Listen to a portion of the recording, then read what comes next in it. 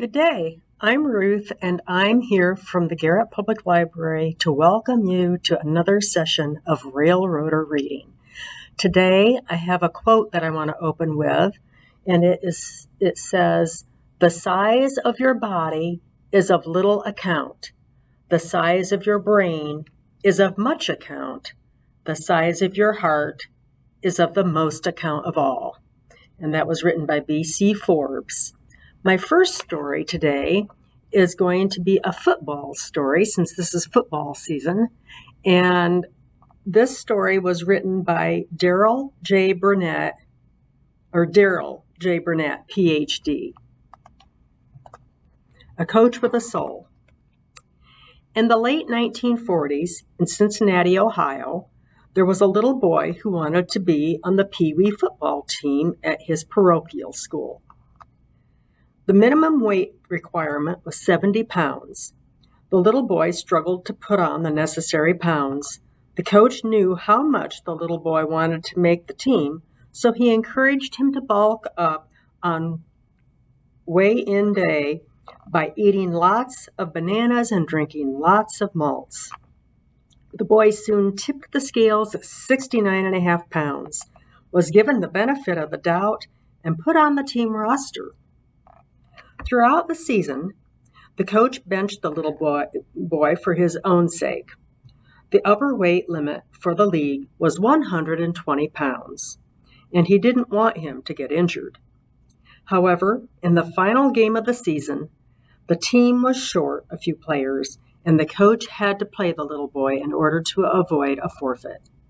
The coach played him at safety on defense, figuring the little boy would be out of most of the heavy hitting plays.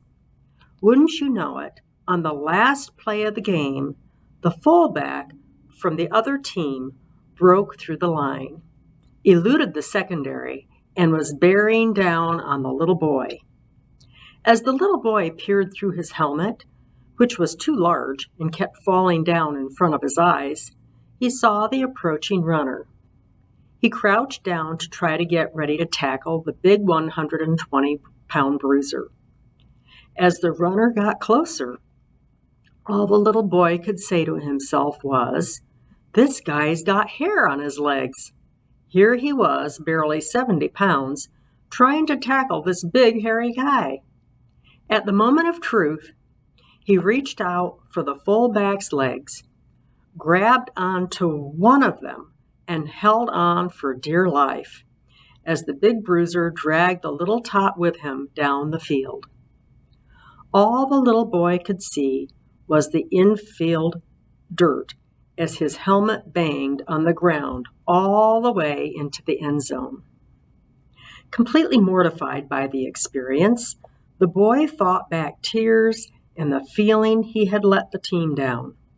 To his dismay, the coach and the whole team ran onto the field to congratulate him. The coach praised him for never giving up and for not letting the big guy scare him away from making the tackle. His teammates carried him off on their shoulders and then voted him the gutsiest player of the game. The coach's name is Dan Finley, and the little boy was me.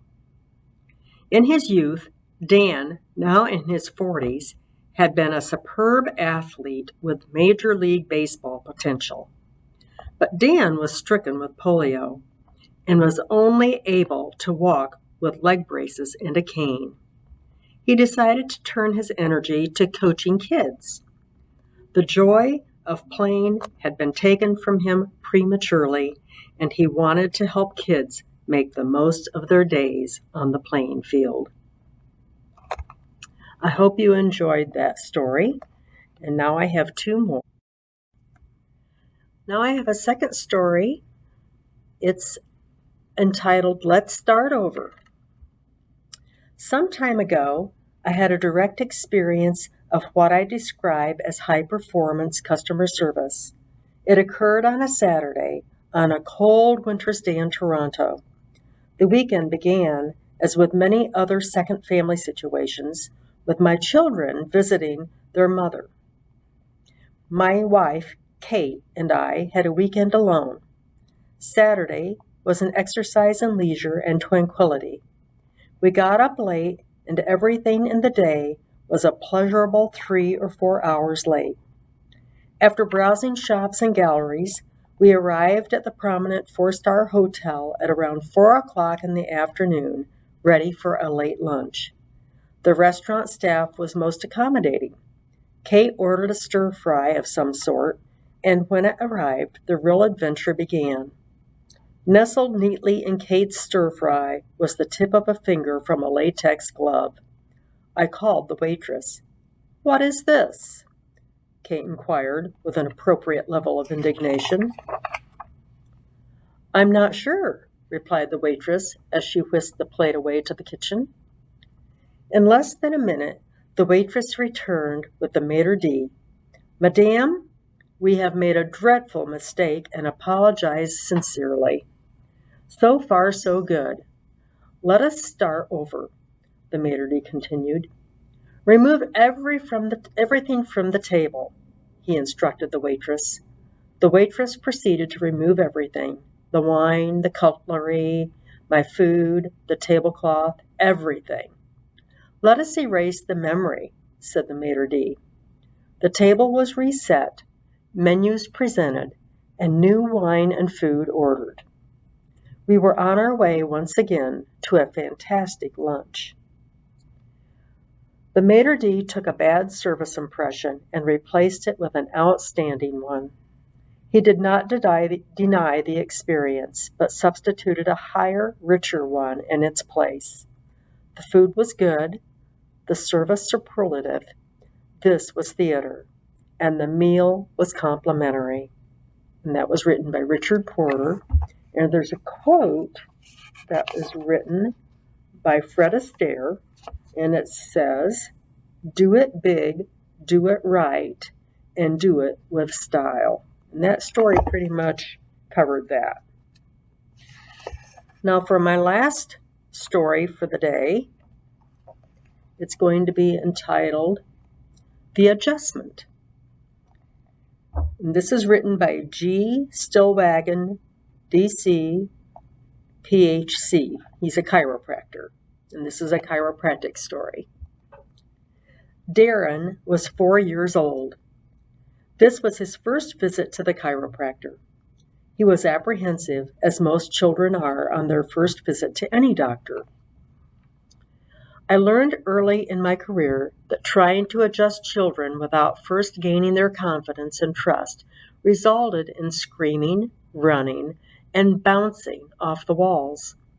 But if you gain children's confidence and take the time to develop a good relationship, you can do anything you want with their complete cooperation, and it only need take a few moments.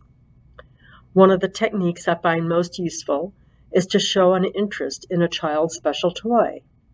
When you hold, touch, hug, and love a favored toy, you open the door to a child's heart. I have given thousands of chiropractic adjustments to teddy bears, fire trucks, Barbie dolls, balloons, broken toys, and Darth Vaders. You name it. I've adjusted it. But Darren's situation was different. I had told Jean, Darren's mother, to bring his favorite toy with him when she came to the office. But when I asked her what it was, she said, "Oh, Dr. Stillwagon? I couldn't bring it with me." "Why?" I asked. Jean replied, "You'll die when I'll tell you this, but Darren's favorite play toy is our upright vacuum sweeper, and I just couldn't feel comfortable coming to the office with it." "Wait just a minute," I said. I went down the hallway to the janitor's room and got out our upright vacuum cleaner. I came running down the hall with it and into the adjusting room. The look in Darren's eyes was enough to tell me that we were on the same wavelength, and we could very quickly become friends. I introduced him to our vacuum cleaner, encouraging him to touch the bag and play with it while I adjusted his mother. Our examination procedure involves the use of a handheld infrared scanning unit called the dermathermograph, which is used to monitor the patient's progress. After completing Jean's treatment, I took the instrument and ran the scanner the full length of the upright sweeper. I then placed the sweeper on the adjusting table and simulated a chiropractic adjustment on it. Darren watched my every move. I had him keep his hands on the sweeper while it was on the table. I told him that the sweeper would soon feel better. Darren was next. Full of confidence, he sat on the chair for the instrument scan and fearlessly sat on the adjustment table. His confidence was complete. We had become friends, and I had adjusted my first upright vacuum cleaner. And there's a quote here given by Phyllis Diller. "A smile is a curve that sets everything straight." And that went with chiropractic as well. I hope that you enjoyed our stories today and hope to see you again next week. You have a nice day. Thank you.